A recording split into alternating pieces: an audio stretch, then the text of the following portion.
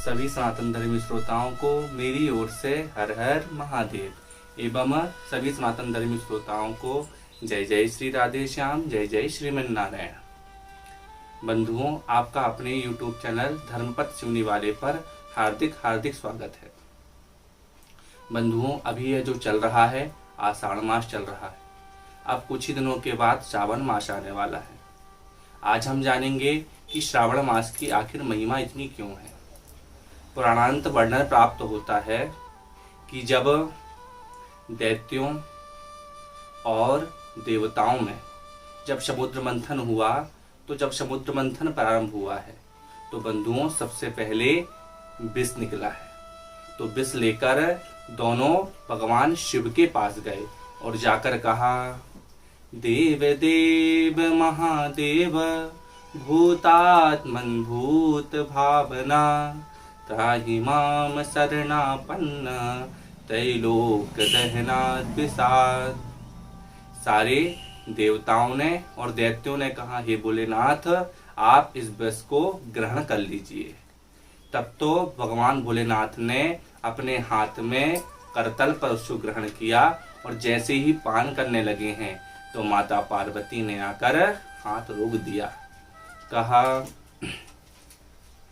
विष पी कर मर जाओगे या की चिंता नाय, राम कथा उर में बसी सो कहीं ना जर जाय।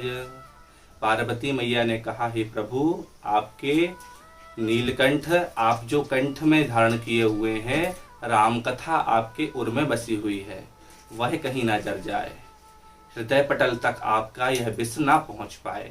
तो भगवान ने तुरंत ही उस विष को कंठ पर धारण किया है और भगवान का कंठ नीला हो गया है, इसलिए भगवान का नाम नीलकंठ महादेव हो गया है।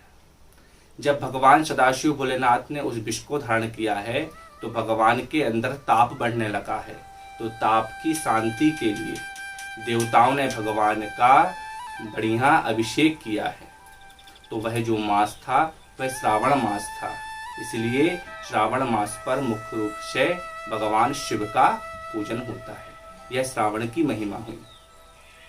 अब हम यह जानेंगे कि यह जो श्रावण मास है यह कब से कब तक रहने वाला है।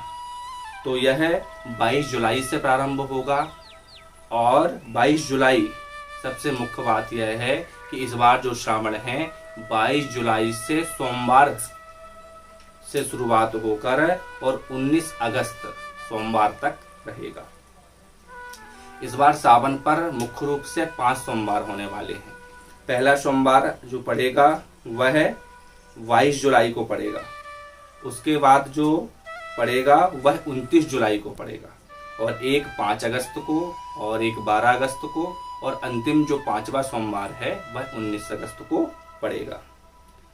इस बार जो श्रावण मास पर प्रदोष पड़ेंगे वह 2 प्रदोष पड़ेंगे।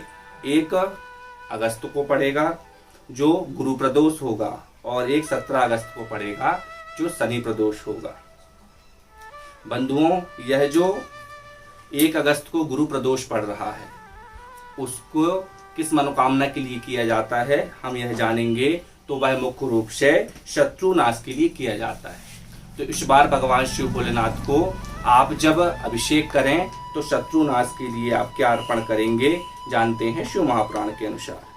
व्रता गौश्च प्रतातव्या बलिर्वरदस्तथैव च मरीचि संभवा पूजा शत्रुनाशकरी स्मृता।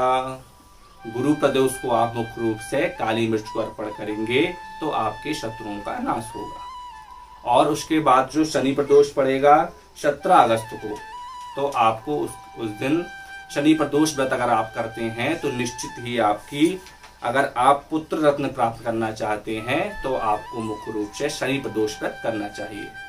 उस दिन क्या वस्तु चढ़ाना है आपको, तो कहा, आयुकामो भवेद्यौ वै दूर्वाभि पूजनम चरे, पुत्र कामो भवेद्यौ वै धतूर कुसुमैश्चरेत। कहा, शनि प्रदोष के व्रत का यह फल है कि अगर आपके अंदर पुत्र की कामना हो तो आप धतूरे के 1 लाख फूल अर्पित करेंगे तो निश्चित ही पुत्र रत्न की